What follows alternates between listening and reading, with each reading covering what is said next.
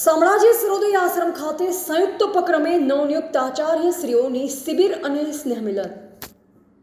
અરવલ્લી જિલ્લા આચાર્ય સંઘ તેમજ જિલ્લા શિક્ષણ અધિકારી શ્રીની કચેરીના સંયુક્ત ઉપક્રમે માર્ગદર્શન શિબિર તેમજ જિલ્લાના નવનિયુક્ત આચાર્ય શ્રીઓનો સ્નેહ મિલન સમારોહ ગાંધીવાદી વિચારો સાથે વણાયેલી સંસ્થા શ્રી આદિવાસી સેવા સમિતિ શામળાજી મુસીધામ સરોદય આશ્રમ ખાતે માનનીય જિલ્લા શિક્ષણાધિકારી શ્રી ડોક્ટર ઉષાબેન ગામિતના અધ્યક્ષસ્થાને યોજાયો હતો.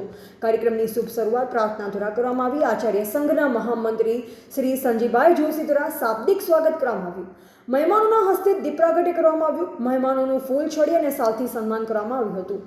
જિલ્લા શિક્ષણાધિકારી શ્રી કચેરીના ઇન્ચાર્જ શ્રી દશરથભાઈ નીનામા તેમજ જયેશભાઈ પટેલ દ્વારા વહીવટી માર્ગદર્શન આપવામાં આવ્યું.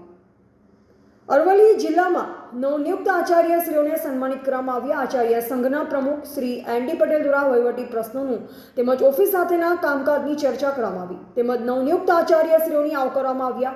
માનનીય જિલ્લા શિક્ષણ અધિકારી બહેનશ્રીએ શાળાઓના વહીવટી પ્રશ્ન પરિણામ બાબતે, વિવિધ શાળાની સમસ્યાઓ બાબતે, બાળકોના સર્વાંગી વિકાસ માટેના પ્રયત્નો બાબતે વિશદ ચર્ચા કરી. ત્યારબાદ અરવલ્લી જિલ્લા આચાર્ય સંઘના ઉપપ્રમુખ શ્રી પંકજભાઈ પટેલ દ્વારા આભાર વિધિ કરવામાં આવી.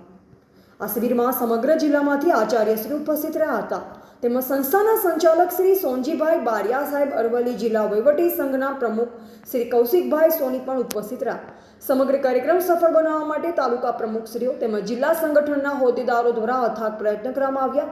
કાર્યક્રમના અંતે સૌએ સાથે ભોજન લીધું. રિપોર્ટર દિનેશ પટેલ, અરવલ્લી.